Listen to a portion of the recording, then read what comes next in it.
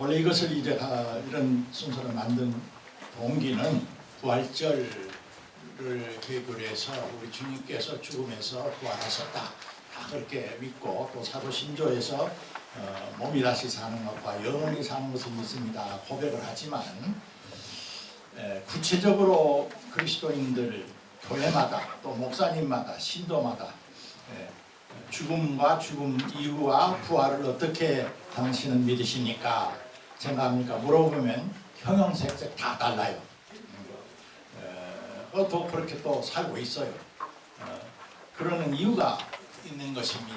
그런 이유가 있어요. 그래서 오늘은 그 이유가 무엇인가를 좀 살피고, 성경 전체에서 들려오는 그 화음의 소리를 종합적으로 파악을 함으로써 보다 더 복음적인 그리스도 교회에서 이해하는 죽음, 부활, 그리고 영생 이해를 우리가 가졌으면 좋겠다라고 하는 것이 목적입니다. 사실은 여러분에게 나눠드린 이 자료는 제가 지난 한 1년 동안 춘천에 한림대학이라고 하는 대학교가 있는데, 그 대학교가 의과대학이 있고 생사학연구소라고 하는 삶과 죽음을 연구하는 연구소가 하나 있어요. 국제적으로 유명합니다. 며칠 후에 또 세계 여러 학자들과, 여기는 의학, 심리학, 종교학, 여러 각 분야의 학제 간의 연구가 이루어지는 것인데요. 거기서 이제 각 종교에서 죽음과 부활, 또 영생을 어떻게 보는가 하는 것을 시리즈 편으로 낸다고 그래요. 원래는 이제 자살을 유혹을 받는 우리 청소년들이 너무나 많아서 본래 동기는 거기서부터 시작했던 것 같습니다. 그래서 교보문고에서 이제 출판을 할 것이고요. 그리스도교에서는 죽음과 죽음 이후의 영생을 어떻게 보느냐 하는 과제를 저에게 맡겼습니다. 1년 전에요. 그래서 며칠 전에 그 원고를 이제 보냈기 때문에 한 2달 뒤에는 교보문고 시리즈로 아마 출판이 될 것입니다. 그 내용 중에서 적은 일부분을 오늘 우리 여러 교우들과 또 밖에서 오신 여러 그리스도인들과 함께 생각을 해보려고 합니다. 그 김열규 씨라고 지금 이제 그 인문학자이시죠. 좀 최근 90이 다 되셨는데 아직 생존하신지. 하여튼 그분의 책이 하나 있어요. 메멘토 모리라 하는데 우리말로 번역을 하면 죽음을 기억하라 라고 하는 것입니다. 메멘토 모리. 그런데 오늘 이제 우리 인간 문명사 속에서 이 죽음과 죽음 이후의 문제를 진지하게 생각하기 시작하는 것이 언제부터냐, 인류학자들의 여러 가지 연구에 하면은 지금 우리들과 같은 직계 조상, 현생 인류, 소위 학명으로 호모사피엔스 사피엔스라고 하는 이 현생 인류가 지구 전체에서 이렇게 이제 출현하는 것은 멀리 잡으면 한 40만 년 전이라고 하고, 가깝게 잡으면 한 10만 년 전으로 보고 있습니다. 10만 년 전부터 이제 고생물학이나 고고학적 탐구하면은 단순히 사람이 죽었으니까 그냥 죽었나 보다, 그리고 또 자기들은 사냥하러 한 것이 아니라 죽은 자에 대한 어떤 의례를 행했다는 흔적이 남아 있습니다. 그러니까 인류는 10만 년 전부터 삶과 죽음에 대해서 독특한 의식을 행했고, 그런 어떤 자각을 갖기 시작했다라고 하는 말이 옵시다. 지금 인류 문명 기록에 남아 있는 것을 아무리 잡아도 10,000년밖에 안 되니까 그 이전에 뭐 10만 년이라면 상당히 오랜 기간이죠. 그런데 현대 인간들은 하여튼 너무나 잘 살아보자. 우리 조상들이 생각했던 그런 생존의 본능을 넘어서 필요 이상의 사는 일, 그것도 잘 먹고 잘 살고 더 행복하고 더 편리하는 하는 일에 그냥 모든 관심과 에너지를 쏟아 버린 나머지 죽음에 대해서 별로 생각을 안 하려고 그래요. 죽음을 터부시 한다고 말입니다. 사실 이번 이 사건도 총체적으로 문명사적으로 보면은 그런 문제에 대해서 생각을 안 하려고 그런 거예요. 가족 친구들이 이제 일가족 친구 중에서 세상을 떠나도 그것은 너무나 자동적으로 병원에 입원해서 마지막 임종은 전문 의사가 담당해주고 그 다음에 이제 장례식은 어느 종교하든지 성직자가 와서 기도하고 목탁두려 드리고 또 장례 전문가들이 다 염하고 이 모든 것이 그렇게 전문화되고 세분화돼서 바로 어제까지 실질적으로 살을 비비고 같이 얼굴을 맞대고 지냈던 가족이 죽음에 가까이 갈 수가 없어요. 제도적으로 그렇게 돼 있어요. 여러분 다 그렇게 느낄 겁니다. 앞으로 또 만날 거니까 오늘은 내가 상당히 좀 심각한 이야기를 하게 되더라도 우리가 오늘만큼은 그렇게 해보는 게 좋아요. 그래서 죽음 자체가 객관화되어 버렸어요. 그걸 학문적으로는 죽음의 소외라고 부릅니다. 내가 또 우리 가족이 언젠가는 틀림없이 경험할 일인데 생각 안 하려고 한단 말이에요. 그래서 생각하더라도 전문가들은 다 맡겨버리고 이런 이제 죽음의 터부와 죽음의 소외 현상이 인류 문명사 중에서 현대처럼 이렇게 극심한 시대가 없었다. 이렇게 학자들은 보고 있어요. 근데 왜? 사는 것이 바쁘니까. 근데 아이러니하게 이 죽음이 소외가 되면 사는 것 자체가 또 소외가 돼요.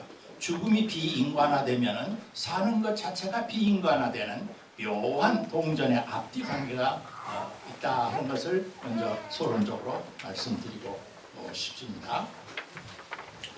그럼 이제 본론에 들어가서 기독교가 뭐냐, 그리스도교가 왜 생겼느냐 이렇게 이제 파고 들고 들어가면은 여러 가지 이유가 있지만 결국 예수 그리스도라고 하는 한 분이 진실과 의와 사랑과 또 치유와 모든 일을 하나님 앞에서 그렇게 선한 일을 하시다가 종교 당시 종교 권력과 세상 권력의 모함에 걸려서 처참하게 사형을 당해서 죽었는데 그것으로 끝나버릴 수도 있었는데 이상하게 다른 어떤 체험을 한 소위 초대교회 예수제자 공동체가 그렇게 생각을 하고 상상을 하고 희망을 한 것이 아니라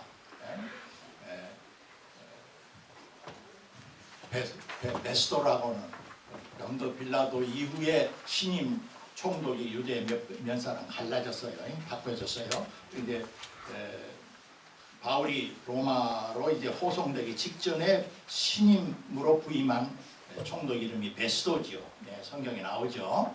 그도 분봉왕 그 지방의 로마 제국의 말하면 의용 왕처럼 이렇게 세우는 아그리파 왕하고 베스도가 바울을 이제 피고소인으로서 불러다가 모든 사람이 너 잡아 죽이라고 그러는데 너 죄가 뭐냐 한번 이시 짓고 해라 하니까 이제 바울이 자기가 경험한 그리스도의 부활의 체험과 다메섹 도상에서 경험한 그의 부활 그리스도의 부활 현현 체험을 이야기했지 않았어요?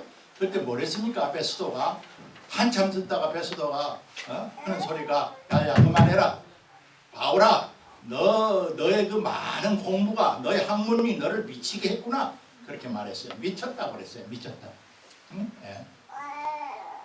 또 그 이전에 바울이 이제 아테네까지 가서 이제 열심히 그리스도의 십자가 부활의 도를 전언할 때 성경에 나온 대로 이제 아테네 사람들은 그리스 사람들은 철학하는 사람들이니까 생각하는 사람들이니까 똑같은 거 반복하는 거 싫어하는 거예요. 새로운 거, 새로운 학설, 새로운 이론, 새로운 뭐 사상에 이제 귀를 쫑긋 하는 사람이니까 잡아서 벌을 주기는 주더라도 아레오파가 법정이라는 게 공개 강연을 할 수 있는 것이기도 하고 시민 공개 강좌이기도 하고 또 법정 기능도 하는 그런 묘한 어떤 자료시다. 지금 파르테논 신전 바로 옆이 바로 그것이에요. 저도 2번 거기 가서 바울의 그 질문을 생각을 했습니다만은 그래서 바울이 1장 아까 말한 대로 그런 연설을 하니까 다른 건 다 좋은데 이제 아테네 사람들도 바울이 증언하는 그 메시지 생명에 특히 예수 그리스도가 죽었는데 분명히 죽었는데 하나님의 놀라우신 참 개입과 살려내시는 기적에 의해서 부활하셨다. 나는 그 증언자로 지금 여기 와 있다. 내가 비싼 밥 먹고 괜히 미친거리 하고 돌아다니느냐 하는 서로 이야기를 하니까 그들이 바울을 조롱했다. 그렇게 성서에는 나와요. 이걸 우리가 진지하게 생각을 해야 하는 겁니다. 그 말은 무슨 말인 거니? 베스도 자체가 로마 총독 정도만 아무리 변방 지역의 식민지 지하지만 총독으로 타성할 때 좀 오늘 우리 식으로 말하면 고시는 다 합격을 한 상당히 높은 고급 공무원이어서 로마의 지식인이라고 볼 수 있죠.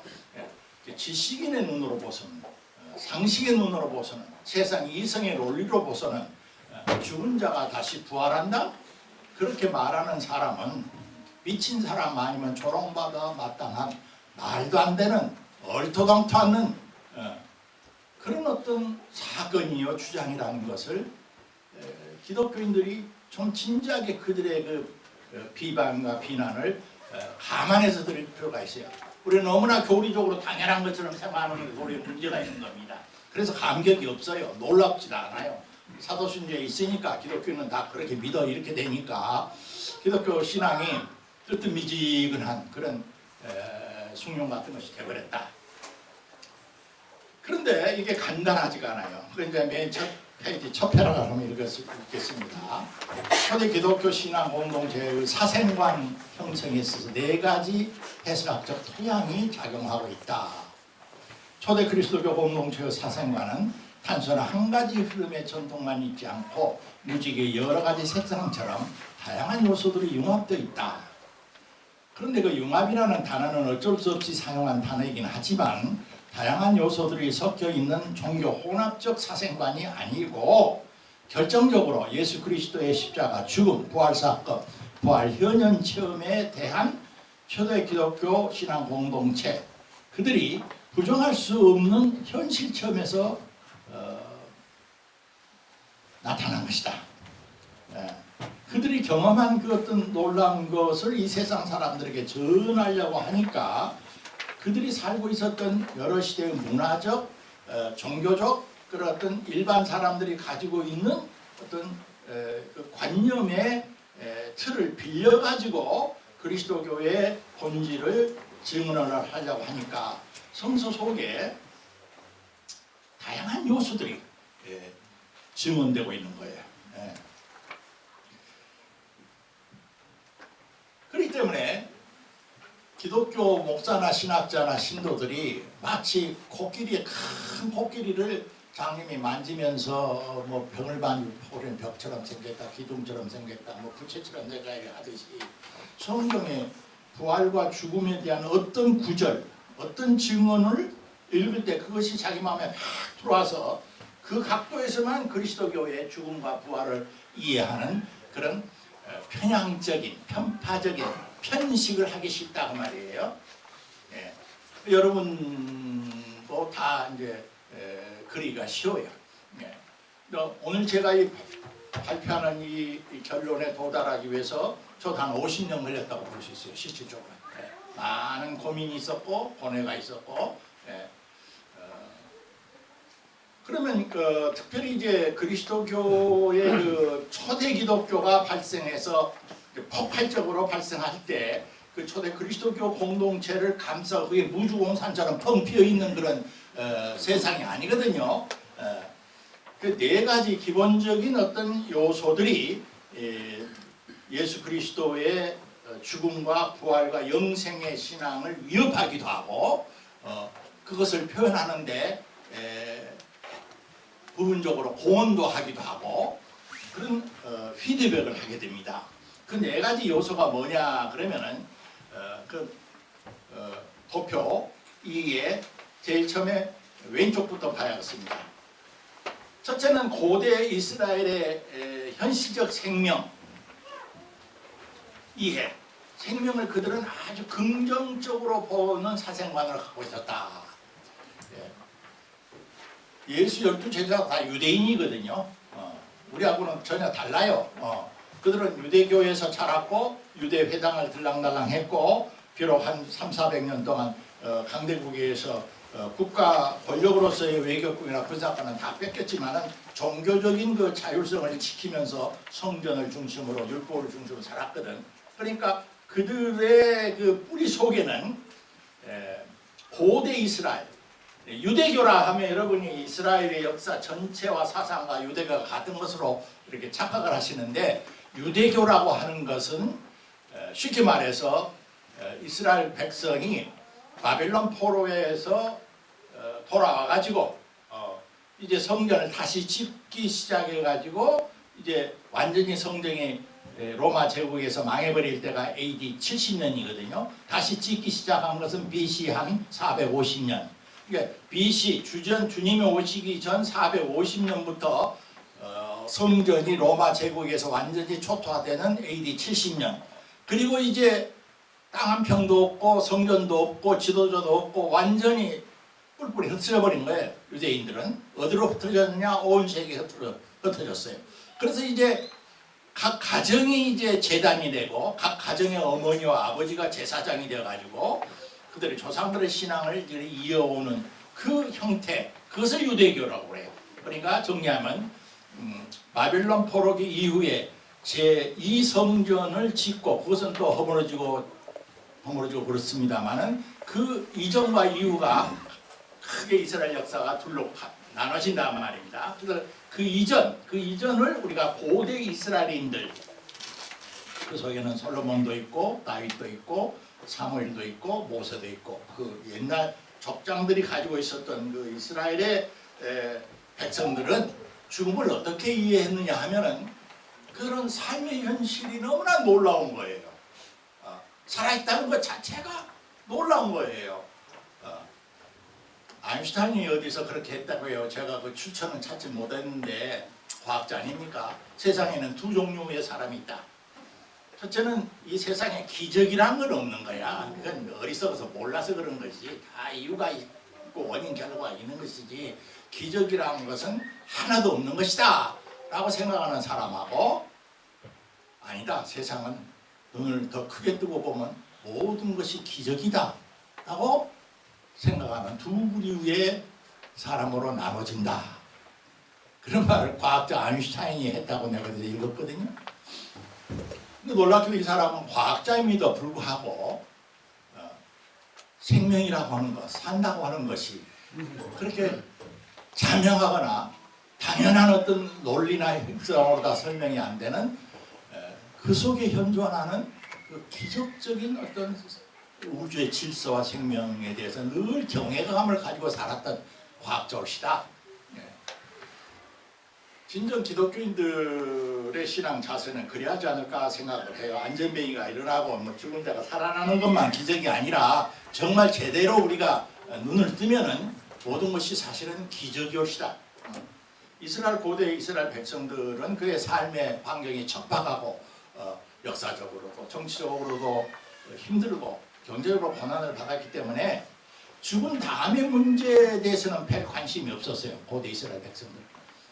하나님은 산자의 하나님이라고 오늘 그런 말을 흔히 했고, 살아있음 자체를 어떻게 바르게 감수하고 바르게 즐기고 바르게 누리고 그들의 이상은 정의롭고 사랑하면서 열심히 노동을 해서 가축을 길러서 그 젖을 짜먹고, 그리고 안식이 되면 온 백성이 주님 앞에 나가서 기쁘게 영광과 찬양을 드리고, 이런 이 지상에서의 생명의 삶의 현실을 굉장히 긍정적으로 보고 중요하게 생각하고 그것을 바로 누리려고 했던 사람들이 이스라엘 백성이다. 그렇게 여러분이 알아서야 해요. 그들의 사생활은 간단해요. 죽으면은 그들이 있었던 것은 소울 사상, 우리가 성경에는 음부라고 번역이 되는데 히브리 말하면 소울이라고 발음을 하는 그 뭔가의 어떤 것이 있을 것 같은데, 그곳은 죽은 자들이 마치 매미가 껍질을 벗기듯이, 뱀이 껍질을 벗듯이 그 죽은 자들이 마치 그림자처럼 매미의 무슨 곤충의 껍질처럼 모여 있는 어떤 곳, 그곳에는 기쁨도 없고 하나님을 찬양하는 찬양 소리도 들을 수 없고 완전히 없는 문은 아닌데 그러나 있다고도 할 수 없는 존재라고 할 수 없는 그런 그림자 같은 그런 어떤 곳을 상정하고 있어서 거기에서도 깊은 관심이나 매력을 느끼지 않았어요. 그래서 이제 제일 첫째 이 말을 하는 것은 초대 그리스도교 공동체의 생명과 삶과 죽음과 부활을 이해에 있어서 가장 중요한 첫째 구성소 중에서 고대 그들의 조상들의 대대로 물려받은 고대 이스라엘인들의 사생관, 생명에 대한 긍정, 그러면서도 그들은 인간의 생명은 유한하고 그들의 창세기에서 그들이 배운 대로 우리는 그 본질이 흙이고 우리는 신인 적이 없어. 신적인 영원한 존재가 아니라고 봤어요. 이스라엘 백성들은. 다른 모든 생명체들하고 똑같은 한 생명체에 불과하고 그렇게 살다가 흙처럼 사라져갈 그런 존재인데 다만 하나님께서 우리에게 하나님을 알게 하시고 인간 삶 속에 참 율법이 말하는 여러 가지의 인간다운 삶의 질서를 따라서 살도록 해주셨다. 그런 어떤 생명관을 갖고 있었다 그 말입니다. 이 수월 사상 이것이 이제 변하게 돼요. 서서히 이스라엘 역사 그들의 삶과 경험을 통해서. 그래서 오른쪽으로 갑니다. 오른쪽 아니 아래쪽으로 내려와야겠군요. 아래쪽으로 이렇게 시계반 거꾸로 갑시다. 기독교 사생관과 죽음과 부활을 이해하기 위해서 네 가지 요소를 이해해야 한다고 그랬죠. 지금 이야기한 것이고 두 번째가 뭐냐면은 유대 묵시적 종말 신앙의 심판과 부활의 사생관이라는 것을 두 번째 생각을 해. 이것은 기독교가 있기 전에 아까 말한 대로 이제 예수 오시기 한 몇백 년 전부터 200~300년 전부터 유대교 종교 공동체는 묵심한 이방 여러 나라의 정치적, 경제적, 군사적 공격과 수탈과 지배를 받았어요.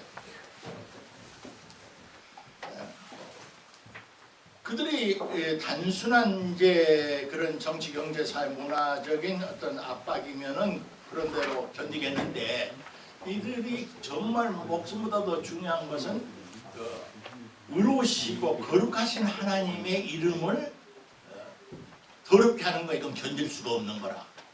그런데 이방 민족들이 와가지고 거룩한 예루살렘의 성전에다가 그들이 싫어하는 돼지 머리를 잘라가지고 제물로 일종의 모멸을 하려고 불어 그랬단 말이에요. 별별 여러 가지 이제 이방 장군들이 그러니까 그런 것에 이제 맞서서 이제 유대인들 중에서 용기 있는 여러 가문의 젊은이들이 나서 그런 이방 폭정에 대해서 반란을 일으키고 독립운동을 일으키고 처절한 투쟁을 했어요. 마치 일제시대 우리가 광복군들이 저 만주 벌판에서 헤매고 다니는 것과 비슷하다고 생각하면 될 거예요. 그 대표적인 한 사례가 마카비 형제단들의 마카비 전쟁이라고 하는 거예요. 아수리아가 지배할 때도 그렇고 로마가 지배할 때도 그렇고 한때는 한 몇십 년 동안 그들이 승리를 해가지고 예루살렘을 회복을 하고 만세를 부른 데도 있어요. 그러나 제국의 힘을 현실적으로 당할 수 있습니까? 저놈들 봐라. 살아있다고 제국의 지배를 안 받아? 한번 혼나봐라 하고 한번 잠깐 반짝 독립을 누렸는데 그 다음에는 엄청난 박해와 살육이 반복됐단 말이에요. 그러는 과정에서 이제 이스라엘 백성들 마음속에 그들은 근본적으로 현실을 긍정한다고 그랬죠. 현실의 현실세계, 생명세계, 역사세계는 하나님이 처음에 좋다고 인정하신 세계다. 하나님이 긍정하신 세계인데 조금 돌아가는 이 세상이 이건 세상이 미쳐버렸다. 이건 악인이 못된 놈이 폭력 집단이 지멋대로 해먹는데 하나님 우리 좀 도와주시오. 이러면 우리 다 죽게 생겼습니다. 라는 이 신앙이 생기게 된 거예요. 그것을 이제 하나님의 신종론에 관한 정의로운 하나님에 대한 울부짖음이라고 합니다. 신정론. 그것은 신정론이란 말은 하나님, 쉽게 말해 하나님이 역사의 주인이시고 생명의 주인이시고 살아계신다면은 이 비극과 악의 현실을 언제까지 모른 척 방치하시겠습니까? 물론 우리가 다 저들을 극복하고 바르게 평정해야겠지만은 해봐도 우리 힘이 부족해서 안 됩니다. 와서 좀 도와주시오. 하나님 이제 신심이 고대 이스라엘 백성은 그런 것이 없었거든요. 유대교의 묵시문학, 묵시문학이라고 하는 표현 자체가 이거 학문적 용어인데 묵시적 그런 신심이 이제 AD 300년, 200년, 100년 예수님 활동하신 시대에 굉장히 활발하게 이 묵시문학적 종말신앙이 지배를 했어요. 특별히 여기서 이제 주목을 해야 할 것은 이번에 진도 앞바다에서 죽은 애들은 어른들이 잘못하고 기도한 대로 우리들이 다 죽였지. 그러나 그보다 더 처참하게 그 어린 것들을 부모들이 보는 앞에서 또 신앙을 지키려고 하는 사람들을 보는 앞에서 도려가고 살려고 하는 그런 경험을 했던 그 이스라엘의 묵시문학적 신앙의 경건자들은 이럴 수가 없다. 서로 그렇게 죽었지만은 그 의인으로서 순교하는 죽은 자들이 다시 살아나야겠다. 하나님께서 그 생명을 저렇게 비참하게 버려둘 수 없지 않느냐 하는, 그래서 죽은 자에 대한 부활 신앙이 그때부터 이제 묵시문학 사상 속에 이제 배태되어 나오기 시작했다 하는 것이 중요합니다. 근데 이제 세상의 현실하기 너무나 가치전도가 일어나니까 수정을 하고 개혁을 하고 뭐 그럴 기대가 없어지면은 둘 중에 하나죠. 이 세상을 포기해버리고 저 죽은 다음에 천국에 나가서 우리가 희망을 볼까? 이 세상은 가망이 없다. 일반 종교들은 대충 그렇게 해요. 현실을 포기하고 저 세상이라는 곳으로 좋게 말해서 도피를 한다 할까? 그쪽만 바라보고 현실에 대한 포기를 해버리는데, 아까 유대 묵시문학 그 신앙인들의 뿌리가 고대 이스라엘 백성이고 그들의 신앙은 하나님의 창조하신 이 땅이 본래 그렇게 악한 것이 아니고 선하고 좋은 것이기 때문에 이것을 포기할 수가 없었어요. 비록 이것이 지금 악이 이렇게 행해도 이것은 바로 잡아져야 한다. 바로 잡아져야 한다.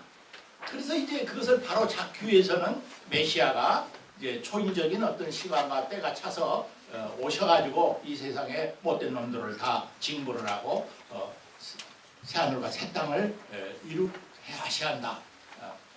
그들은 끝까지 현실적인 삶과 내세적인 삶을 그들도 믿더라도 이 현실적 삶과 내세적 삶을 어느 하나를 더 중요시하고 어느 하나를 소홀히 하는 그런 신앙이 아니었어요. 묵시문학 고대 이스라엘 백성들은. 그것이 이제 소위 종교 일반의 종교성이라는 것은 끄떡 잘못하면은 한국 기독교인들도 지금 80%는 그런 쪽에 빠져 있는데 이 세상은 어차피 지나가는 과객이고 초기가 환영하고 원자가 차고 넘치니까 이 세상에 자기 개인의 영혼이 타락하지 않게나 잘 지켰다가 그 다음에 죽은 다음에 영생복락을 천국 가서 사는 것이 그것이 종교의 정도야, 이렇게 가르치는 종교가 있어요. 근데 기독교의 뿌리는 그런 것이 아니에요. 그건 기독교의 본래 뿌리의 왜곡이란 말이에요. 그래서 이제 두 번째 유대 묵시적 종말신앙의 심판과 부활 사상이 초대 그리스도교 예수가 죽고 부활하시는 이상한 체험을 하고 성령의 강림 체험을 할 때 그 두 번째 요소가 그들에게 그리스도교의 사생관, 영생관을 형성하는 데 중요한 영향을 끼쳤다는 것을 여러분이 두 번째 요소로 기억을 해야 해요. 세 번째가 있어요. 그건 이제 위로 올라가 봅시다. 본래 유대인들이 살았던 예수 제자들은 우리가 지금 말한 팔레스타인은 지중해 연안 전체를 놓고 보면 지중해 연안 중에서 한쪽 구석에 있는 조그마한 땅이거든요. 근데 지중해 연안 전체를 그 시대를 우리가 문화사에서는 헬레니즘 문화권이라고 그러죠. 저 유명한 마케도니아 알렉산더가 BC 한 300년경에 영웅으로 태어나서 그 지역을 전부 제패를 했어요. 저 인도까지 점령을 하려고 마을을 달렸다고 하잖아요. 그래서 정치적으로 이제 그 소위 온 세계가 로마 제국이 일어나기 전 이야기입시다. 알렉산더 제국으로 이제 통일이 되었지만은 그런 이제 그리스 철학 세계도 다 그들이 다 점령을 했어요. 그래서 이제 알렉산더 대왕이 죽은 다음에 유명한 장군들과 자기 일가 친척에게 이제 땅을 이렇게 나눠서 분할 통치를 시켰죠. 그러나 문화사적으로는, 정치적으로, 군사적으로는 그랬지만 문화사적으로는 그리스 사람들의, 헬라 사람들이 쉽게 말하면 플라토, 아리스토텔레스, 소크라테스 등등등의 위대한 예술과 철학과 사상을 넘어서지를 못했어요. 알렉산더 그 군사 제국주의가. 그래서 문화적으로, 사상적으로, 가치적으로는 그리스, 곧 헬라의 사상이 밑바닥에 한때를 지배를 했어요. 그것을 우리가 크게 불러서 헬레니즘 문화권 시대라고 그러잖아요. 그 헬레니즘 문화권 시대의 정신적인 철학적 기조는 여러 가지가 있지만 일반 대중들의 특히 사생관에 결정적인 영향을 끼친 것은 플라토 철학이 말하는 이 세상과 저 세상, 현상 세계와 이데아의 세계, 철학적으로 말해서 그런 어떤 이원론적 세계관, 이원론적 이분법적 사고가 그냥 일반적으로 다 널리 퍼져 있었어요. 거의 다 사람들은 그렇게 알고 있었단 말이에요. 그 공기처럼 그런 어떤 세계관과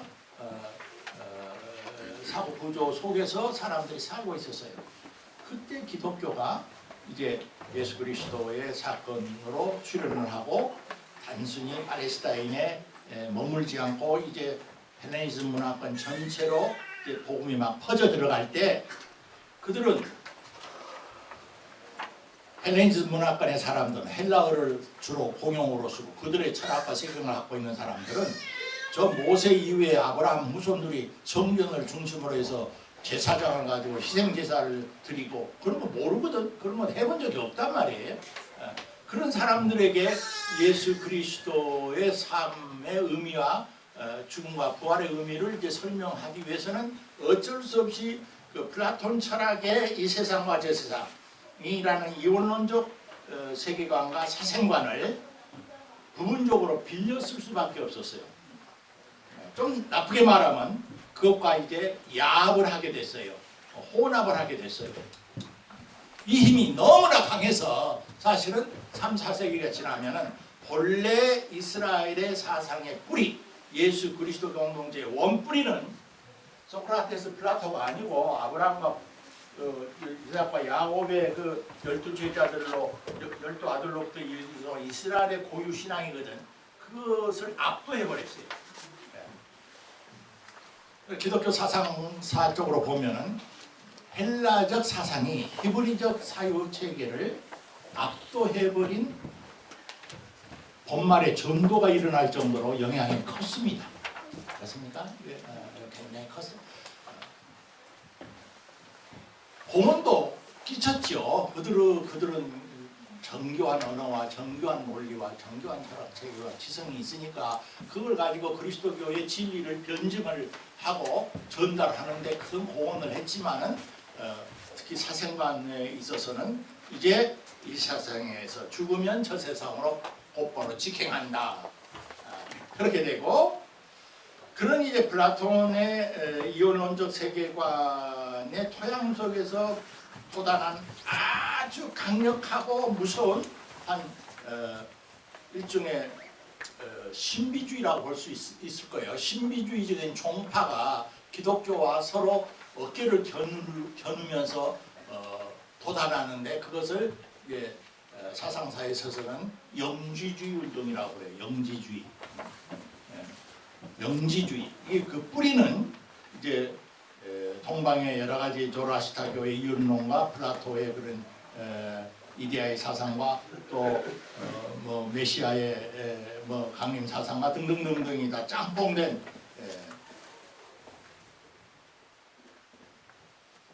종교 철학적 신비주의라고 볼 수 있어요. 근데 이들의 가장 중요한 특징은 인간을 이해할 때 인간 자체라고 하는 것은 이 육신은 이건 죄된 것이다. 육신은 빨리 벗어버려야 하는 것이다. 육체는 이것은 인간의 영혼을 가두거나 담고 있는 하나의 없어져 버리고 말 하나의 그릇에 불과하다. 그래서 사람을 총체적으로 전체적으로 건강하게 되살려내는 이런 신앙이나 운동에는 관심이 없어요. 몸이 중요하지 않다. 육체가 중요하지 않고 본래 그 플라토가 말한 그 이데아의 세계에서 본래 영혼이 존재했던 그 영계에서 본래 인간 개개인의 영혼이 있었는데 그것이 물질과 자꾸 이제 합해지면서 마침내 상당히 낮은 단계에서 인간의 몸속에 그 영혼이 들어와서 지금 이렇게 고통을 하고 있으니까 근데 그래서 빨리 도망을 할 수가 없어. 해탈이 안 돼. 왜? 무지와 어둠과 목매와 모든 편견에 또 탐욕과 이런 것에 사로잡혀 버려가지고 안 된다. 그래서 그들의 본래 고향이 무엇이며 그 영혼의 본질이 무엇인가를 아주 비밀스럽게 시원하게 가르치고 깨닫게 해주는 그 종교의 비밀 결사단체였어요. 영지주의가. 그래서 이제 그것을 몸을 이제 벗어버리고 이제 영혼이 본래 있는 하늘나라로 이제 가는 것이 구원이다. 그렇게 생각을 했어요. 이 영지주의가요. 초대 기독교하고는 생사를 겨루는 최대의 적대자였습니다. 우리가 사도 목회서에 보면 적그리스도라고 감히 말할 정도로 적그리스도가 누구냐? 예수 그리스도가 육신을 입고 우리 가운데 오심을 부정하는 저들이 아니냐. 그들은 예수의 성육신 자체도 부정을 했어요. 왜? 육체는 나쁜 것인데 굳이 그 영원하신 로고스가 육신을 입고 나타난다는 게 이게 뭐 말도 안 되는 소리라고 생각해요.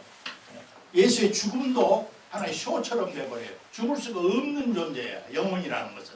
그러므로 죽은 그 골고다에서 못 박혀 죽은 33세 된 예수라는 청년은 재수없이 33년간 그 몸뚱아리를 그 영혼이신 그리스도 예수에게 빌려준 불쌍한 한 유대 청년이요. 그가 죽었지 예수가 죽은 건 아니다. 숨 끊어질 때 도리어 그 유대 청년이 죽었고 예수의 영혼은 이제 그 육체에서 벗어나서 하나님 나라로 직행했다. 이런 구원관을 갖고 있었어요. 한국에 지금 통일교라는 것이 묘한 종교 혼합주의거든요. 그런데 물약도 좀 빌려오고 뭐 기독교 요소도 좀 따오고 뭐 민족주의 요소도 따오고 문성명이라고 하는 이 괴물 집단이 나쁜 짓거리 많이 했습니다. 요새 이제 그 마각이 많이 벌써 드러나고 그 자손들을 일가 친척들이 얼마나 그 사교죠 사교. 근데 한때 온 세계를 휘잡았거든요. 네, 웃으면서 좀 이야기합시다. 너무나 심각하니까. 내가 80년인가 두 번째 잠깐 미국에 뭐 공부를 합시고 가 보니까 그 레버런드 문을 잘 아느냐고 그래요. 나 바꿔와서 문익환 목사나 문동환 목사나 내가 잘한다고 그랬어요. 그러냐고 막 악수하면서 어쩔 줄은 몰라. 근데 가만히 말하는 거 보니까 문익환 목사가 아니고 문교주를 이야기하는 거예요. 근데 이 사람이 어떻게 된 건가, 그들이 어떻게 그들을 꼬시느냐. 멀쩡한 미국의 젊은이들이, 일본의 젊은이들이 자기의 전 시간과 활동을 바쳐서 껌을 팔고 못을 팔고 해서 그 수익금을 그리 보내는 거예요. 하여튼 귀신 고갈로는 그런 어떤 사람의 마음을 이렇게 잡고 조종하는 어떤 기술이 있나 봐요. 근데 영지주의는 당시 문성명은 비교도 안 될 정도로 강력한 힘이었습니다. 지금 이제 다시 그 도표로 들어갑시다. 이렇게 초대 그리스도교 신앙 공동체는 뭔가 예수 그리스도의 그 처참한 죽음을 경험하고 그 우리가 복음서를 정직하게 읽어요. 그들이 정직한 사람들이에요. 12제자들이 선생님을 무시하고 말이야 배신하고 그렇게 돌아설 수 있느냐. 그건 지금 우리들이 뒤에 나오면서 하는 일이지. 솔직하게 말합시다. 사람은 죽으면 끝이라고 생각하지 않아? 죽여버려 죽이면 끝이지.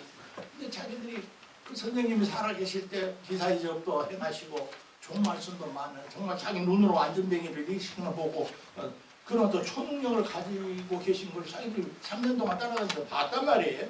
그리고 그들은 아까 말한 여러 가지 그 시대적인 묵시문학적인 그 영향을 받아가지고 세상에 한번 뒤집어져가지고 새 하늘과 새 땅이 적어도 새 세상에 한번 와야겠다라고는 기대에 한적 불어 있었고 그 일을 이루실 분이 우리들이 모시고가는 지금 예수다 그렇게 생각하는데 자기도 생각하고는 이런 딴 길로 가신단 말이야.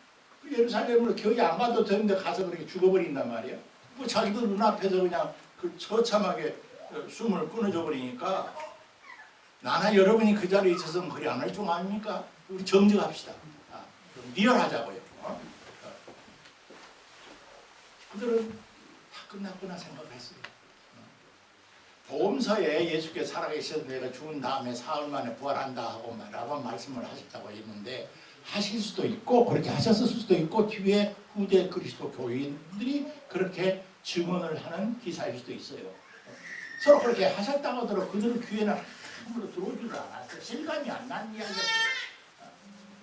도리어 유대 당국과 로마 제국에 의해서 예수는 사실은 종교적, 정치적 최고 위험인물로 살해를 당했기 때문에 오가 작동법에 의해서 그 비슷한 제자들이 체포영장을 내려서 언제든지 끌려가서 몽둥이 맞고 잘못하면 죽을 수도 있는 그런 위험인물로 분류된다는 것을 본능적으로 알았어요. 그래서 그들은 용기가 없어서가 아니라 자신의 생명의 보신책을 위해서 숨고 도망가고 쉬쉬쉬했던 겁니다. 여기서 이제 우리가 오늘 부활주의를 맞이하면서 기독교의 발생에서 다른 종교와 근본적인 차이를 내가 아무리 들여봐도 차이가 뭐냐면은 다른 불교나 유교나 뭐 노장사상 이런 것은 그들의 종교의 교조라고 하신 분이 가르치신 그 교훈이 너무나 훌륭하고 위대해. 그래 그분들은 7, 80년 동안 살만큼 살으시고 가셨어. 육신의 선정은 가셨지만은 그들이 남겨놓은 그 귀한 교훈이 너무나 귀중하니까 우리들이 이렇게 흩어지지 말고 그 선생님들의 교훈을 다 모아가지고 그 선생님의 교훈의 뜻을 이어가는 것이 선생님을 위해 드린 거 아니냐. 그래서 불교의 경전이 이제 결집이 되고 로노 맹자가 이제 편집이 되고 다 그래서 세계 고등 종교의 정신 문화가 이어져 간단 말이에요. 기독교도 그런 종교의 이후의 종교인가 여기서 근본적으로 다른 차이가 있어요. 그들은 본래 학자들도 아니고 저 갈릴리 바다에서 쉽게 말해 무식하고 평범한 서민들이 오시다. 그런 선생님의 위대한 사상을 편집해서 집필해서 나눠가지고 그 정신을 대대손손 이어가자고 하는 그런 의미에서 어떤 종교 내지 철학적 사상적 운동이 아니었어요. 기독교는. 여기에 기독교의 수수께끼가 있는 거예요. 그런데 그렇게 숨어서 벌벌 떨고 있던 사람들이 며칠 만에 그냥 딴 사람들이 됐단 말이에요. 우리가 사도행전에 저 본대로 야, 목 잘리려면 막말로 말하면 목 잘려 죽이려면 죽여라. 우리가 보고 듣고 만지고 체험한 것을 우리가 죽으면 죽었지만은 죽을지언정 부정할 수가 없다. 그들이 듣든 안 듣든 그들이 자유지만 우리는 이것을 증언하지 않을 수도 없다 해서 생긴 것이 기독교거든요. 그런데 그런 그것이 핵은 핵이지만은 그것을 증언할 때 그것을 받아들이는 주위의 정신문화적 토양은 방금 말한 대로 네 가지의 큰 토양이 있었다.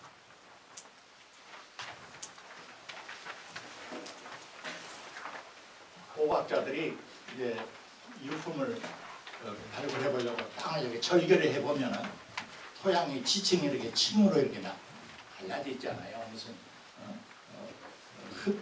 흙이 좀 검은 거, 자갈이 섞인 거에 다 그 한 시대가 몇만 년, 몇십만 년 될 수도 있고 그 속에 살았던 어떤 유적의 혹은 화석의 흔적을 보고 지구의 생물 진화사를 연구하는 것이 그들의 방법 아니에요.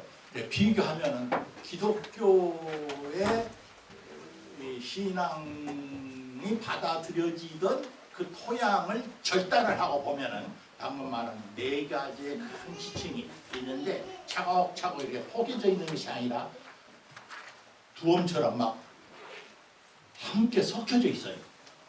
섞여져 있어요. 그러나 가만히 깊이 들여다보면 그 네 가지의 토양에서 흘러나오는 층의 문제다. 그런 이야기 합시다. 자, 두 번째 페이지로 넘어가세요. 벌써 1페이지 아닌가 시간 같다. 기독교 사생관의 이제 쟁점에서 우리가 예수를 믿고 살면서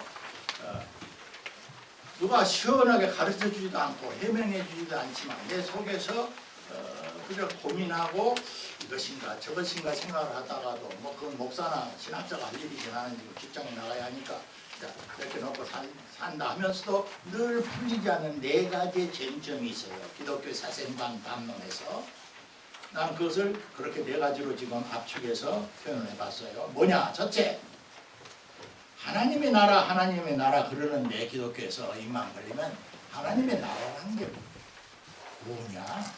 그것은 아주 간단히 말해서 죽은 다음에 들어가는 저 하늘에 있는 나라 천국이냐 아니면 땅 위에서 정의와 사랑과 진실이 제대로 실현되는 그런 하나님이 통치하는 이 세상 나라를 말하는 거냐? 그 문제가 하나의 문제입니다.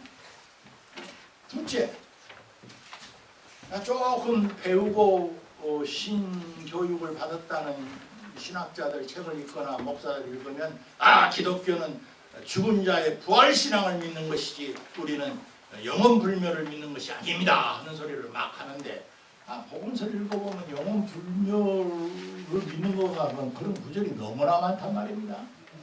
그래 다 인용을 안 했어요. 이제 책 나오면 보세요. 내가 4개의 복음서, 요한서신, 바울서신, 교시록에서 다 이 네 가지 정점에 관한 성경 구절을 다 내가 땄으니까요.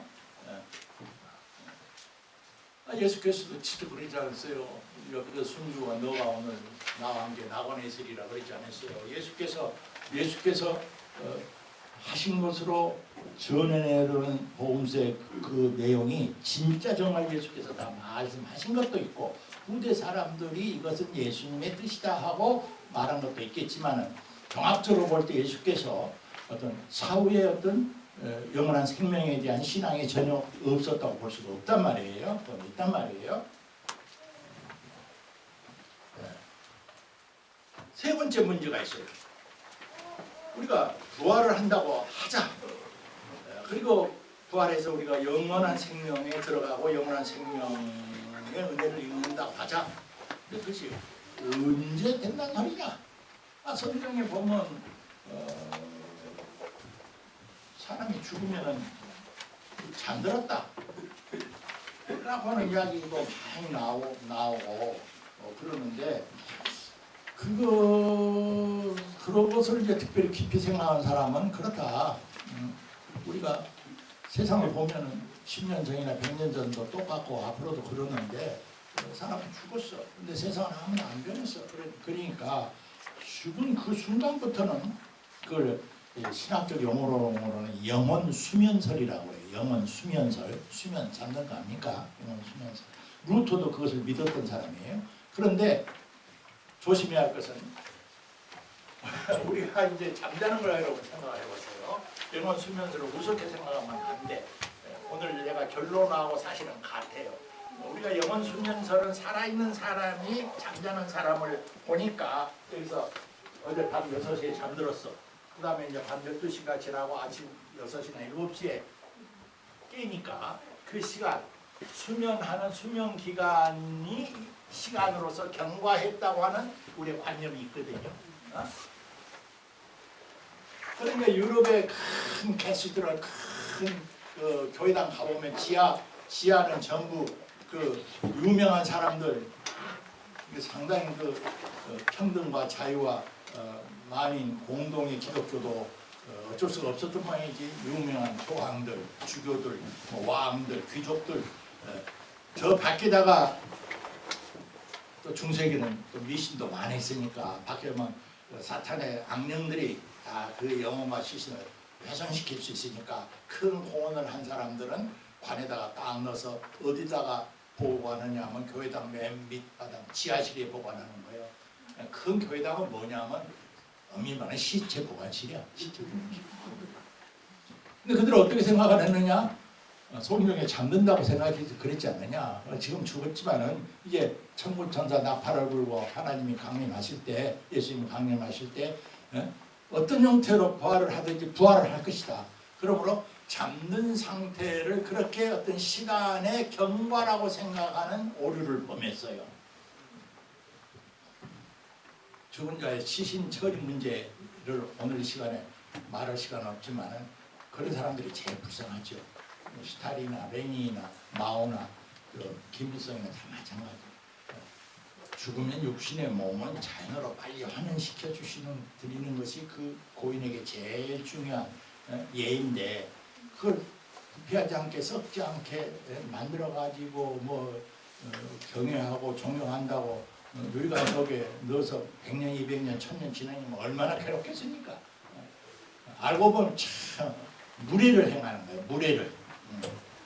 근데 이 수면설을 갖고 있는 사람도 그런 오해를 했는데 루터는 그렇게 유치한 사람이 아니거든. 그 말은 잠잔 사람은 깨어날 때 그 시간이 1000년이 흘렀든 100년이 흘렀든 그에게는 시간이란 거 없다는 것입니다. 잠잔다 하는 것을 죽은 사람을 보면 잠자듯이 변하니까 죽었다는 것을 이제 그림 언어로 표현하는 뜻이기도 하지만 그것을 실질적으로 영혼의 수면설로 해석을 했던 루터는 잠자는 자가 주님의 그 종말의 때 부활할 때는 그 사람에게는 바로 순간이라고 생각을 했어요. 왜냐하면 그 사이에 시간이 없으니까. 그래서 부활의 영생은 죽음 직후냐 세계 종말의 때냐, 이게 아까 이제 네 가지 그 구성 요소 중에서 성경 중에서 이제 묵시적 종말 신앙의 그 구절을 집중적으로 이제 관심을 갖고 보는 교인들은 한국 보수 극도의 보수 교회 가면은 화장을 허락을 해야 않습니다. 성경에 육신의 부활을 한다고 했는데 말이야, 화장을 해버리면 어떻게 되느냐. 참 매장밖에 없다. 그렇게 생각을 하고, 글자 그대로 100년 뒤인지 1000년 뒤인지 모르지만 어떤 천군천사가 나팔로 예수님이 재림할 때는 땅에 있는 모든 만물이, 바다는 바다대로 땅은 땅대로 김경계를 구성했던 그 육체를 구성했던 요새 이제 과학적 용어로만은 분자 원자들을 다 다시 반납해서 하나님이 기적적으로 나를 이렇게 다시 소생시킬 것이다. 그런 생각을 하는 교단까지 있게 되버렸어요. 성경을 잘못 읽으면 그렇게 되버려요. 오히려 초창기 고대 이스라엘 백성들처럼 우리는 근본으로 하나님이 흙을 가지고 사람을 지으셨어요. 우리의 몸뚱아리는 결국 크게 말하면 흙이라는 것은 자연이라는 소리거든. 자연으로부터 이제 흡수한 여러 가지 단백질과 탄수화물과 또 바이타민과 공기와 모든 햇빛을 해서 이렇게 기적적인, 정말 기적과 같은 생명으로 꿈틀어서 살다가 이 육체의 몸은 본래 자연의 소재로 돌아가면 근본과 뱃속에도 들어갈 수 있고, 나는 아주 제일 내가 장례 방법 중에서 아주 인상 깊고 큰 충격을 받았던 장례 방법이 기후와 지질풍동 영향을 많이 받거든요. 그 시베리아의 장례법이 아주 특이해요. 거기는 사람의 시신을 땅에 묻어도 얼음덩어리인데 육탈이 안 되니까 사람이 죽어서 시신이 썩는다 그런 표현을 우리 조상들은 안 썼습니다. 그 말이 그 말이지만 육탈이라고 표현해요. 육탈, 육체가 뼈에서 붙어있던 것이 다 이제 벗어나서 육탈이 안 되니까 썩지를 않으니까 어떤 장례법이 발전했냐 하면 자기의 실질적인 부모인데 살아서 계시는 동안에 봉양을 하지만은 아들들이 잡아온 북극곰을 이제 고기는 먹고 이제 가죽을 해서 가죽을 이제 부드럽게 옷을 만들어 입으니까 이빨로 그러니까 씹어서 노동을 할 수 있는 데까지 모실 수 있어요. 근데 이빨이 다 빠져버려요 부모가. 도저히 뭐 이건 살아있으나 뭐 음식이나 축내고 짐이 되는 그런 케이스가 되면은 에스크림의 엄격한 생명의 법도가 있어요. 그럴 때는 부여가 해서가 아니라 그 어머니나 아버지를 밤이 형청 달이 떠 있는 그날 잘 마련한 썰매다가 그냥 이제 안락의자를 만들고 마음이 왜 아프지 않겠어요? 밤에 저 깊이 10리 20리 갖다가 놓고 와버려요. 그럼 결국 그것을 북극곰이 먹겠지요. 그리고 또 아들은 또 그 북극곰을 또 잡아서 먹어. 생명의 하나의 그 육체적인 순환의 아주 극적인 드라마인데 그런 것에 비하면은 기독교가 사람이 죽으면 시신이 온갖 육체 속에서 다 분자를 다시 내서 나를 만들 것이다. 이건 유치에도 한참 유치하고 이건 상식에도 어긋나고 그런 것을 말하려는 것이 아니란 말. 그것을 말하려고는 근본 그 뒷이야기. 그것이 증언하려는 것은 뭐냐면은 한 사람의 생명을 그만큼 하나님께서 귀중하게 생각하신다라고 하는 것을 영적으로 읽어야지. 그걸 문자적으로 읽으면 이상한 이야기가 되어버린단 말이에요. 여하튼 이 네 가지의 쟁점이 이제 크게 쟁점이고 마지막 하나는 최후 심판 문제예요. 특히 요한계시록을 이제 한국 사람들은 많이 사랑하는데 줄여 말하면은 최후 심판은 하나님께서 과학적으로 말하면 자연과학자들이 말하면 지구의 행성이 한 45억 년 됐다. 45억 년 농사 짓고 꽃이 피고 만물이 출현하게 하는 지구가 인간이 타락해서 다 썩었다. 이건 치유 불가능하다. 하나님께서 화가 잔뜩 나서서 하늘의 모든 불벼락을 내려서 이걸 싹 쓸어버린 종말이 지구 생명의 완전 폐기냐 아니면은 겉으로는 그 심판과 폐기처럼 보이지만 그렇게 하시려는 하나님 성경의 진정한 뜻은 그것을 본래의 창조의 형태로 되살려내려는 개혁 정도가 아니죠. 글자 그대로 새하늘과 새 땅이라고 말할 수밖에 없을 만큼 정말 어떤 트랜스피규레이션, 어떤 변형, 트랜스포메이션, 변화를 거치지만 그냥 쓰레기 처리하듯이 폐기 처분을 하는 것이 아니다. 성서가 말하는 마지막 심판은 심판에 초점이 있는 것이 아니고 그 속에서 흘렸던 땀과 피와 사랑과 진실과 그 모든 것을 하나라도 버리지 않고 값을 쳐주시고 귀중하게 여기신다는 하나님의 신실한 약속에 대한 묵시문학적 표현이다.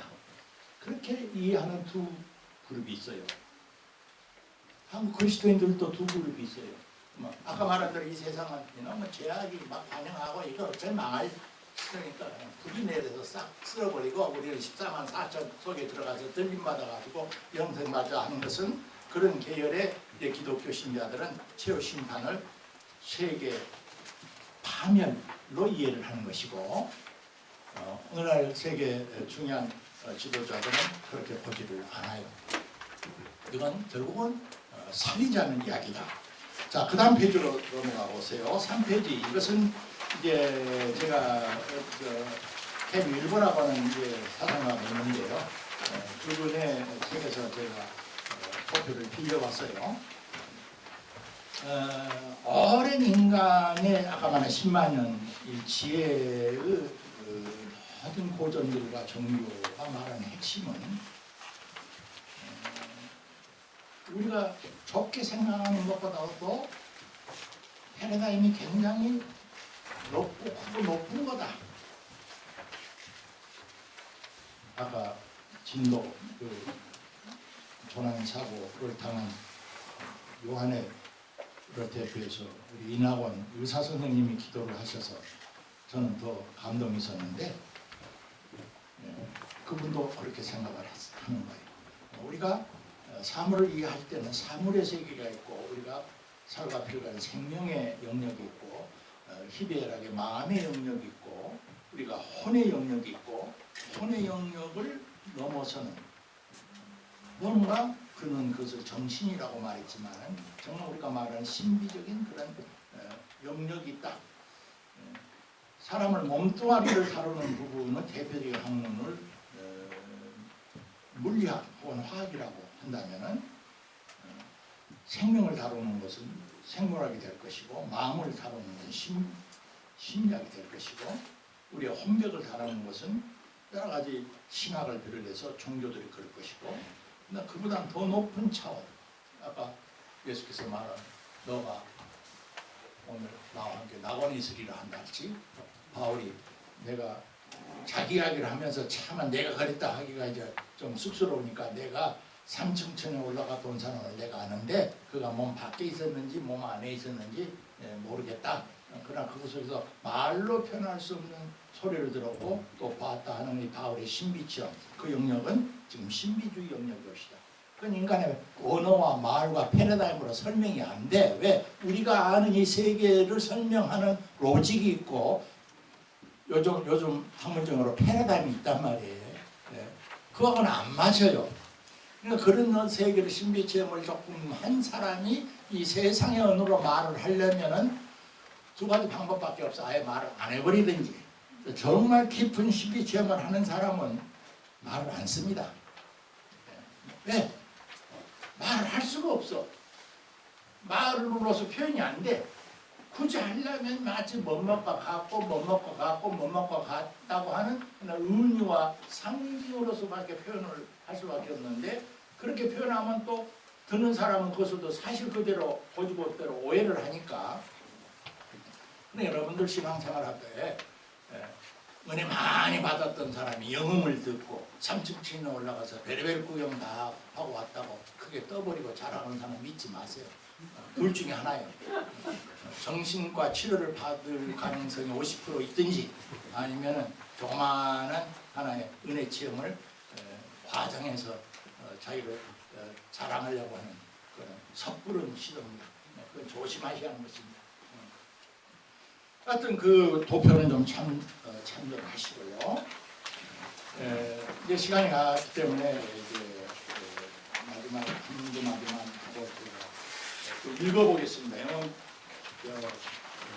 쟁점의 결론 부분, 결론 쟁점들에 관한 헤드라인이죠.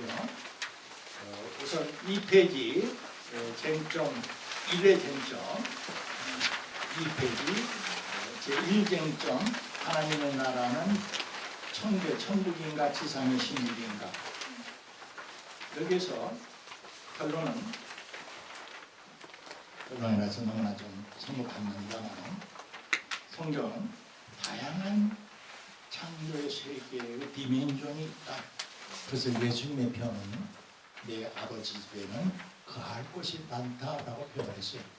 이 말도 듣는 사람의 이해 정도가 그 정도면 그러면 하늘나라에 가서 지금 20평짜리 맨션 아파트 같은 것이 많이 있는가 보다 그렇게 생각하면 안 된단 말이에요.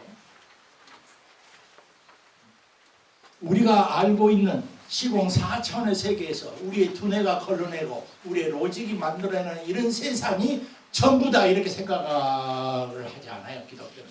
그래서 물론 우리는 존중을 해요. 왜? 우리는 그 안에서 살도록 허락받았으니까. 그런데 세상에는 두 가지 태도가 있어요. 그렇다. 우리가 생각하는 우리의 두뇌가 분석하고 논리를 전개하고 실험하고 확증하는 그 세계가 전부다. 그 이상은 환상이고 이건 헛소리고 말하면 소설 쓰는 거다 라고 생각하는 사람하고 그것을 이 세상의 로직으로 다 설명해낼 수는 없지만 인간의 이 두뇌의 발전에 의해서 파악하는 이 세상이 전부라고 생각하는 것도 하나의 신념이지만 그것이 하나의 독단일 수도 있지 않냐. 그것을 넘어서는 차원의 세계가 있다고 믿는 사람들을 우리는 기독교인으로서 신앙인이라고 불러요. 자, 두 번째 쟁점. 4페이지 맨입니다. 영생은 영혼 불멸론과 죽은 자의 부활 신앙을 어떻게 화해할 수 있느냐 하는 문제가 쟁점 중에 하나라겠죠. 그래서 적자라 나는 성부는 고린도후서 바울의 말을 들어서 얻고자 함이 아니라 덧입고자 함이니 죽을 것이 생명의 삼킨 바 되게 하려 함이라. 아까 영혼 수면설을 이야기했습니다만 오늘날 가톨릭 신학자나 개신교 신학자는 간단히 말해서 언제 새로운 신비로운 영적인 몸을 덧입게 되느냐. 죽은 다음에 천년이고 이천년이고 깊은 영혼의 수면을 하다가 마지막 천물천사 나팔 때 하는 거냐 그렇게 생각하지 않고 이것은 고대 유대 묵시문학적인 패러다임이고 오늘날 세계 최고 신학적 교회 박사들은 죽음 직후에 그 일이 일어난다고 봐요. 죽음 직후에 곧 죽음과 거의 동시에. 근데 그 차원에서 일어나는 일을 우리는 알 수가 없어요.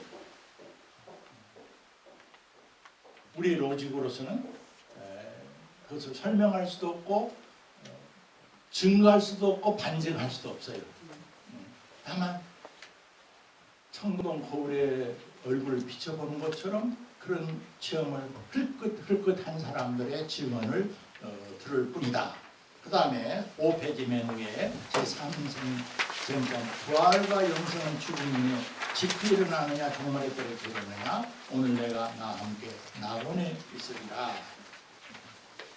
그러니까 쉽게 말해서 인간은 정예동물 아니요? 죽은 자식이 다 대한민국의 아들 딸이라 그러지만 직접 낳고 기르고 한 친어머니와 우리하고는 다르잖아요. 물론 우리 마음 아파하지만 그들의 마음하고는 비교가 안 된단 말이에요. 우리가 정직하게 인정해야죠. 그것이 유교. 유교는 그걸 정직하게 인정하자는 거예요. 나에게 가까운 부모, 일가, 친척, 형제들에 대한 우애와 사랑을 점점 확장해서 전체 인류에까지 퍼져나가야지. 많이 의가 사랑합시다. 사랑도 못하면서 큰 소리 치지 말라는 거예요. 그러니까 그게 잘못하면은 내 새끼, 내 핏줄밖에 모르는 그런 가족주의, 혈연융륜주의에 빠져버릴 위험이 있죠. 유교는. 예. 그래서 뭐라고 참 말을 해도 귀에 들어온 것이 하나도 없겠지만은 기독교 신앙적으로 말을 한다면은 마지막 위로를 해줄 수 있는 것은 그럴 수밖에 없어요. 그 어머니 아버지들이 당신의 가정에 태어나서 양육해서 정에 듬뿍 들어서 좀 차라리 자기가 죽었으면 죽는 것이 낫지 꼴을 못 볼 정도로 고통스럽지만 자식의 생명의 주인은 너가 당신이 아니지 않습니까? 그러니까 하여튼 그리스도교를 비롯해 종교가 증언하는 것은 뭔가 신비로운 생명의 어떤 덧입는 어떤 은혜가 있다고 증언을 하니까 그걸 믿어보세요라고 증언할 수밖에 없어요. 이화여자대학교에 최준식 교수라는 분이 계십니다. 그분은 이 사생학에 관해서 연구를 많이 하신 분이고 신비주의에도 많이 연구를 하신 분인데 지금 아마 5, 60살 됐을 거예요. 그분이 최근에 낸 책을 보면은 소위 불교나 힌두교에서 많이 말하는 영혼 환생설을 적극적으로 주장을 하고 있어요. 제주시 교수뿐만 아니라 세계에 아까 말한 이 죽음학 타나톨로기라고 하는데 그것을 이용하는 많은 정신과 의사들이나 신비가들이나 심리학자들도 그 영혼 환생설을 주장하는 적지 않은 그 학자들이 있어요. 왜 그러냐 하면은 이상한 이론적으로 설명이 안 되는 일들이 많이 있으니까. 아니 어떤 인도의 어떤 여자가 하나 태어났는데 그는 어디 히말라야 티베트를 가본 적이 없어. 그 집의 집구석에 무슨 그 승려의 집안의 매층 서랍 속에 뭐가 들어있는가를 알 리가 없는데 그걸 이야기를 한다는 거예요. 응? 막 그럴 리가 있느냐, 막 그거 다 지어낸 소리지. 근데 서양 사람들은 그걸 사실인가 아닌가 여러 번 실험을 하고 따져보거든요. 왜 의심이 많은 사람들이니까. 그렇게 따져본 사람은 부정할 수 없는 그런 납득이 안 되는 일이 일어나니까 그 인도 땅에 태어난 그 소녀의 아까 말한 영혼이 전생이라는 것이 있어서 그때 그쪽에서 살았던 그런 경험이 있어가지고 그것을 안다고 밖에 말할 수 없다. 그래서 소위 환생 설을 강력히 주장하는 이론이 많아요. 만약 그 사람들 입장에서 보면은 이번에 죽은 꽃피지 받은 18, 16, 17명 영혼도 이 학교가 이 지구라는 것이 자기를 완성시키고 키가 크고 몸이 자르듯이 속 영혼도 크고 자라야 하고 자기를 실현해야 할 하나의 그 유일한 교육 학교인데 그 기회를 놓쳐버리고 뭐 어른들의 잘못이 됐든 전쟁이 됐든 어떤 도중에 단절이 됐으니까 그들의 그 삶을 완성시키기 위해서 다시 이 세상의 삶으로 돌려보내진다라는 그런 신념을 가진 사람들이 많단 말이에요. 그걸 우리가 환생설이라 그렇게 이제 통칭해서 부르는데 우리 기독교는 그것을 받아들이지 않습니다. 기독교는. 왜 그러냐면은 이 지구의 삶이 더 많이 사랑하고 더 많이 진실을 연습하고 더 많이 정의로움이 뭔가를 연습한 학교라는 것은 맞아요. 또 우리가 천국에 다 가도 이 땅에서 사랑의 연습을 철저히 해보지 않는 사람은 그 사랑의 빛과 광채가 자기에게 침이 되고 고통스러워서 자꾸 멀리 도망간다고 옛날 스웨덴버그에서 그런 체험을 했어요. 그것이 지옥이지. 하나님이 뭐 지옥 공간을 만들어서 보호하는 군유처럼 이놈의 새끼들 내가 그렇게 독생자도 보내고 교회도 세우고 주의 종들도 많이 보냈는데 너희 땅에서 잘 먹고 잘 살고 이렇게 못된 짓거리 많이 했으니까 저 불구덩이 가서 고생 좀 하고 회개해라. 그런 어떤 보복적 하나님이 아니라는 거예요. 하나님은 성경이 말한 대로 사랑도 자체시고 진리도 자체시고 빛그 자체신데 마치 시궁창의 쥐새끼들이나 두더지들은 밝은 햇빛을 눈에 찌면 자기 스스로가 고통스러우니까 자꾸 어두운 하수구로 모이듯이 천국에 들어가 보니까 이 땅에서 전혀 그런 경험을 연습을 해보지 않는 영혼들이 그렇게 몰려있는 그곳을 일컬어서 사람들은 지옥이라고 그렇게 부르더라.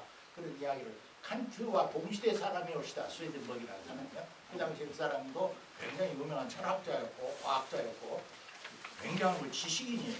그 사람이 그런 어떤 이상한 신비 체험을 많이 했고 책도 남겼어요.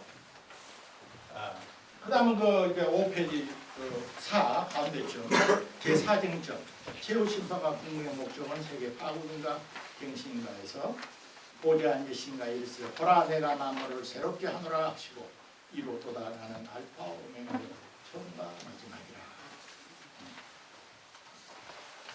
그 말로 이제 대신합니다. 맨 뒤에 마지막 7페이지 보세요. 책이 뭐다 뒤에 나올 테니까 자본이 가지고 있는 사람은 읽어보시고 우선 그때까지 못 기다리겠다 그런 사람은 기독교 관련 서적의 9권을 제가 추천을 했습니다. 연세대학교에 은퇴한 김균인 교수가 쓴 죽음의 신학이라는 제일 총정리가 된 책이에요. 연세대 출판부에서 나왔어요.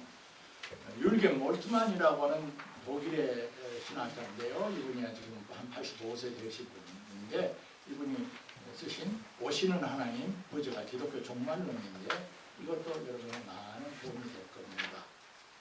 가톨릭 쪽의 견해를 좀 보시려고 하면 분도회관이나 성 바울 가톨릭 서점에 들어가 보시면은 그게 두 권을 소개를 했습니다. 참고하시고 이런 기독교적 관점을 떠나서 죽음에 관한 포괄적인 이해에 관해서는 내가 15권을 거기에 소개를 했어요.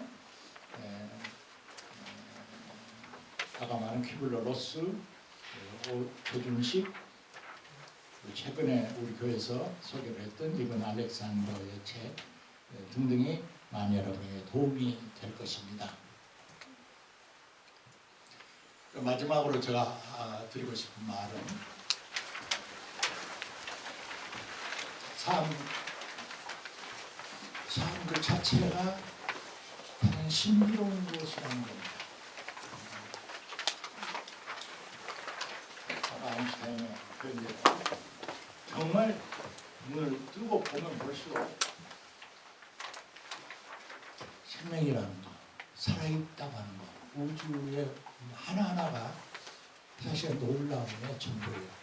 그렇기 때문에 우리의 조그마한 이 두뇌 세포의 그물망에 잡히고 거기에 의해서 구성한 세계만이 있다라고 하는 그 좁은 소라껍질 같은 자폐증 환자가 안 됐으면 좋겠다. 모르는 것은 그냥 솔직히 나는 모르겠다 하고 남겨두는 것이 정지가 안 되어요. 그럼 기독교 신앙이란 뭐냐?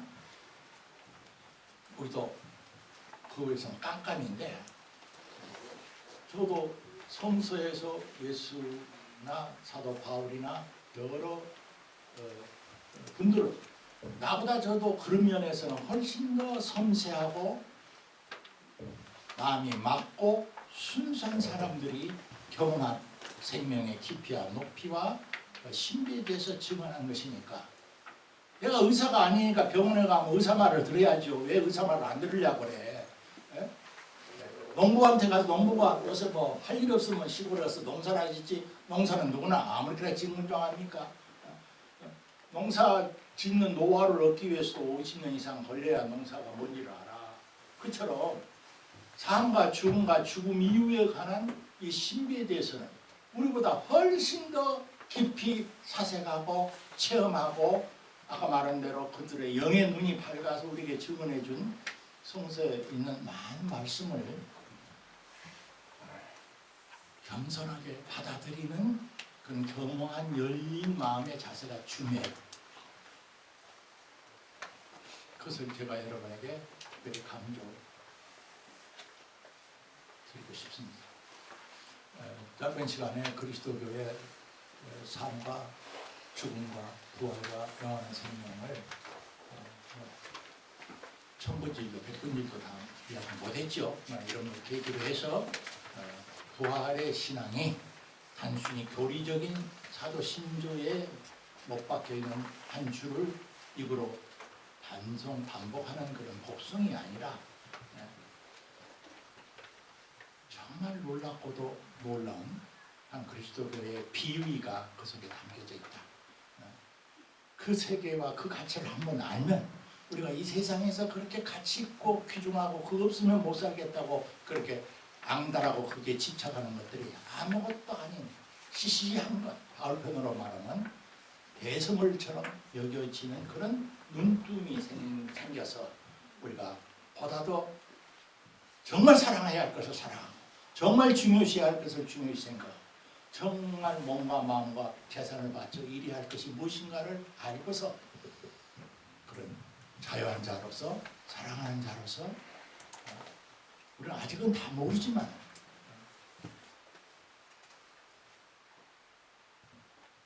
그리스도 예수와 사도를 통해서 우리에게 보여주신 더 높은 생명의 차원을 향하여 눈을 드는 그런 크리스찬이 됐으면 이 혼통한 세상을 좀 더 힘있게 살아갈 수 있지 않을까 생각이 돼서 본래 계획하고는 영 딴판이 되어버렸습니다만 피곤하시니까 여기서 마치겠습니다.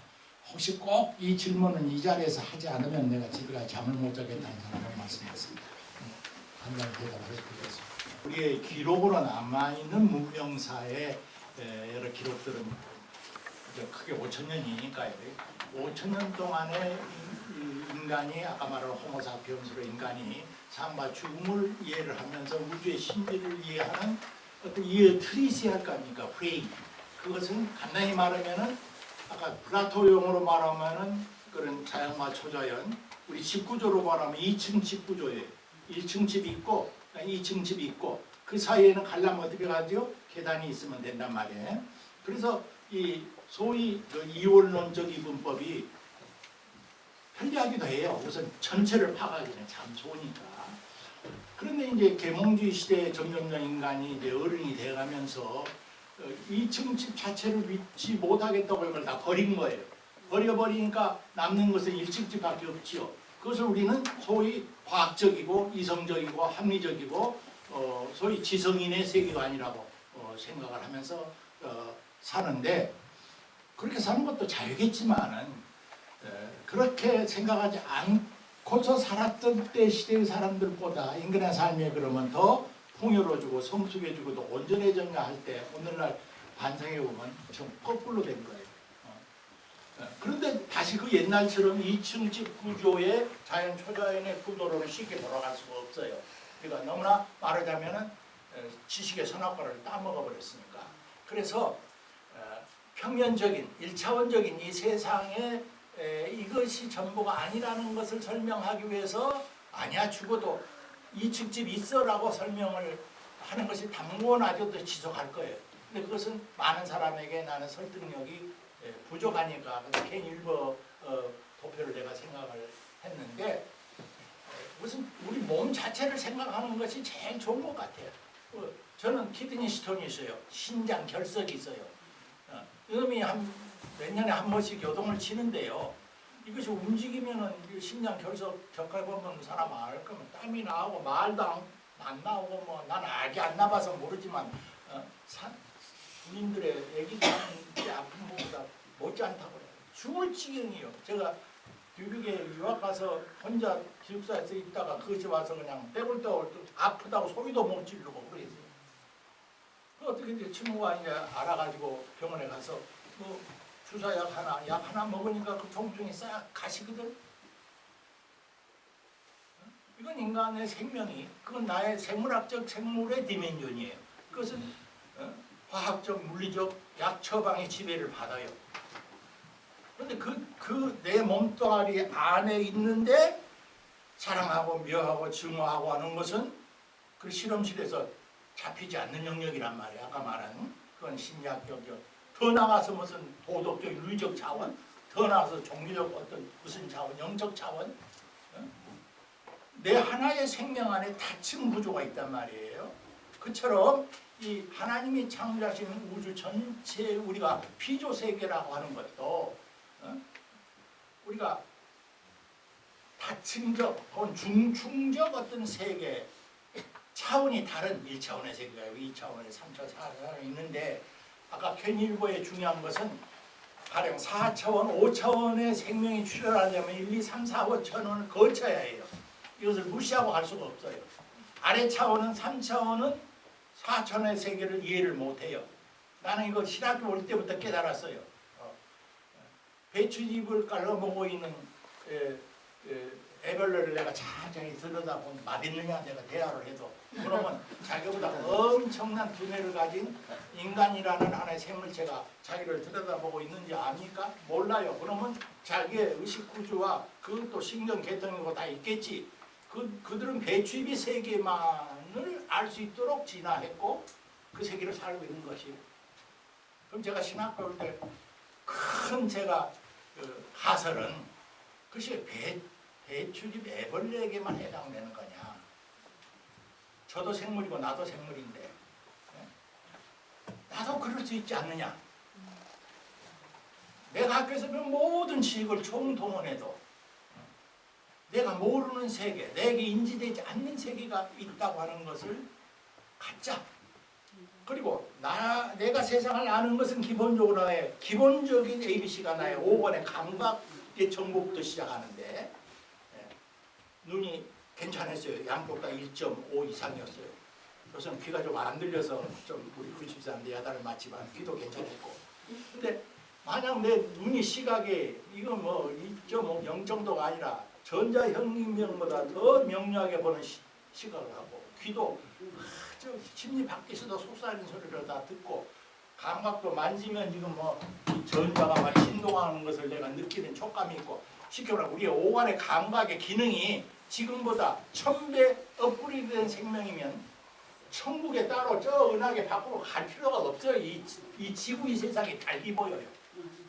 딴 세상이 전개되는 거예요. 그러니까 우리가 지금 보이는 이 세계는 칸트가 그런 말을 했어요. 이거는 우리 창을 통해서 밖을 보지 않아요. 저기 나무가 꽃이 있구나. 그 프레임, 그 창이 물리적 창일 수도 있지만 우리의 인식의 틀이라고 생각했어요. 이만큼 지나고 이만큼 살아온 인간의 오간의 감각에 의해서 들어오고 걸려지는 세계를 아는 것뿐이에요. 나는 아까 소개한 그 이븐 알렉산더의 그 프루프 오브 헤븐, 나는 천국을 봤다. 번역이 나는 썩 좋다고 하는데 그 책에서 내가 기브르 로스나 다른 물리나 앞선 여러 그 과학자들보다도 그 의사로서의 그 사람의 그 책의 진가를 나는 거기서 보는 사람입니다. 그런 뇌과학자예요. 전문가야. 그래서 그동안 종교인들이 말하는 것을 사실은 잘 자기도 믿지 않았다는 거예요. 자기가 이상한 그런 소위 임사 체험을 한 뒤에 자기가 아는 뇌과학자로서의 무슨 그 설명이 되어야 할 거 아닙니까? 그의 설명은 뇌 기능이 중요하다는 거예요. 두뇌 구조가. 그걸 통해서 우리는 사물을 알고 보고 판단해요. 또 우리의 감정과 정신의 상당한 부분에 직접 영향을 끼치는 거예요. 그러나 그는 우리의 현재 호모사피엔스 사피엔스의 이 두뇌가 걸러내는 세계만이 전부다 라고 하는 그 독단에서 자기는 벗어나겠다는 선언이 옳시다. 그 책이. 그럼 이 세계는 무가치하냐? 그렇지 않아. 이 세계는 이 세계대로 가치가 있어요. 바로 이 세계를 정말 사랑하고 진정하게 투신하는 자만이 그 다음의 차원의 세계를 이해할 수도 있고 경험할 수 있어요. 그래서 보네포라는 유명한 신학자가 그렇게 하늘에 계신 하나님, 당신의 뜻이 하늘에서 이룬 것처럼 땅에서도 이루어지다라고 기도하는 크리스찬들은 아까 말한 이층 구조 세계관을 전제하더라도 이 땅의 역사를 더 사랑하기 위해서 하늘을 부정할 필요 없고 하늘의 세계, 초월의 세계, 초자연의 세계 연계를 흠모하기 위해서 거기가 더 중요하기 때문에 이 세상 것은 더 사랑할 필요가 없다는 이런 양자택일에 자기는 빠질 필요가 없다. 왜? 그것은 하나의 하나님의 창조의 세계이기 때문에 역설적으로 이 세상을 뜨겁게 사랑할 줄 아는 사람이 하늘을 진정한 의미에서 흠모할 수도 있고 하늘을 진정으로 악망하는 자가 이 세상에 전적으로 투신할 수 있는 것이다. 이게 기독교 크리스천들의 역설적 실존이라고 했거든요. 그 말을 여러분이 기억했으면 좋겠어요. 자, 오늘 여기서 마칩시다. 네, 고맙습니다.